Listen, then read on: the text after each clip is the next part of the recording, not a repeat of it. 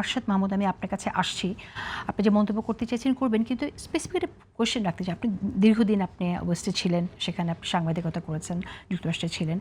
যে কথাটি আগে রেজাল্ট করিম রনি বললো যে আলট্রাফ্যাসিজমের যে নেচারটা, এটাই আলটিমেটলি ভায়োলেন্সের দিকে নিয়ে যায়, এবং বাক স্বাধীনতারও একটা লিমিট থাকে, এবং সেখানে এই জিনিসটা মাথায় রাখতে হবে, হোয়াট নট টু সে। এটা আমরা আমাদের এখানে যারা নতুন রাজনীতিবিদ তাদের মধ্যে আমরা ভীষণভাবে মিসিং দেখতে পাচ্ছি, তাদের ভিতরে এটা নেই। তো সেই জায়গা থেকে সরকারের কি করণীয়? ফ্রিডম অফ স্পিচও থাকবে, নিশ্চিত করবে, এবং যাতে করে এইরকম আলট্রাফ্যাসিজমের দিকে আসলে একটা প্রজন্ম বা রাজনীতিবিদ যারা করছে তারা যেন এদিকে যেতে না পারে।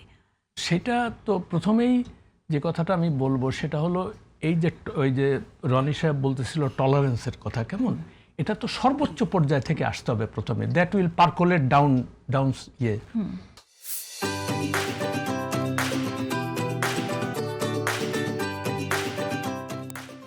ওই আমি যদি ওইখানে যদি এই জিনিসটা চর্চা না করি এবং অন্য সবাইকে বলি যে তুমি টলারেন্ট হবা, আমার এখন আপনার বিরুদ্ধে যদি আপনি ন্যূনতম সমালোচনা সহ্য করতে না পারেন, আপনার কি মনে হচ্ছে যে ন্যূনতম সমালোচনা সহ্য করতে পারছে না, সেরকম মনে হচ্ছে অবস্থাটা? অলরেডি সেই দিকে যাচ্ছি আর কি আমরা।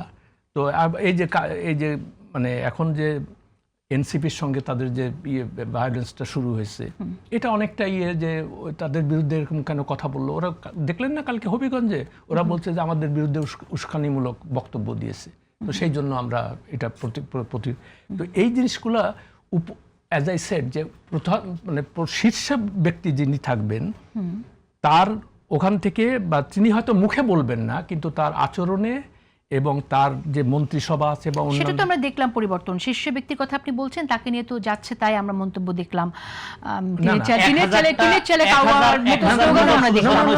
তারপরে তিনি তো কোনো, আমি বলছি যে উনি কিন্তু বলছেন না এটা, উনি কিন্তু ওনার জায়গাটা, এবং যার জন্য আমার নিজেরও তার প্রতি একটা ইয়ে আছে যে এত ওনার কথাবার্তা আমার খুব সোবার মনে হয়, কোনো উস্কানিমূলক কথাবার্তা বলে না, ভেরি সোবার। কিন্তু কথা হলো যে মানে তার দলের যে সমস্ত বিভিন্ন জায়গায় আমরা দেখতে পাচ্ছি, যেমন চাঁদাবাজি মানে মহামারীর আকারে ছড়িয়েছে সব জায়গায়। তো সাধারণভাবে চাঁদাবাজি কমেছে বলে আপনি? না, অ্যাবসলিউটলি নট, কমার তো কোনো কারণও নাই। কারণটা নেই, আর একটা এটার মূল কারণ হচ্ছে, কোনো ডেটা আছে আপনার কাছে যে চাঁদাবাজি কমেনি? না, আমি পত্রপত্রিকায় যা দেখি আর কি, এবং ওইভাবে তো আর স্পেসিফাই আমি তো পড়ে আসিনি ওটা। তো যাই হোক, যেটা বুঝতে মানে মূল কথাটা হলো যে চাঁদাবাজি তো সবসময় ছিল, কেমন, তো আগে যারা ক্ষমতায় ছিল তারা সেটা করতো। এখন ওখানে যে ভ্যাকুয়ামটা তৈরি হয়েছে তারা চলে যাওয়ার পরে, তো কেউ না কেউ তো সেই জায়গাটাতে আসছে, তো তারাই সেগুলা করতেছে।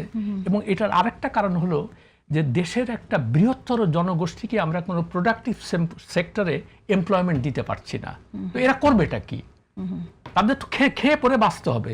তো তারা চিন্তা করতেছে যে ঠিক আছে, আমার যেহেতু কোনো চাকরি বাকরি নাই, কিংবা এটা একটা অন্য সেক্টর, আজকে আমরা এই বিষয়টা নিয়ে কথা বলতে চাইছি না। আমি যদি টপিকে যদি থাকি, যে বিষয়টি নিয়ে কথা বলতে চেয়েছিলাম, আপনি কিছু কি অ্যাড করতে চান? না, আমি ওইটাই, আপনার যে কথাটাই আমি আসছি, যে যতক্ষণ মানে সার্বিকভাবে দেশের জনগণ না দেখবে যে আমরা টলারেন্সের চর্চা করছি, আমরা আসবে না।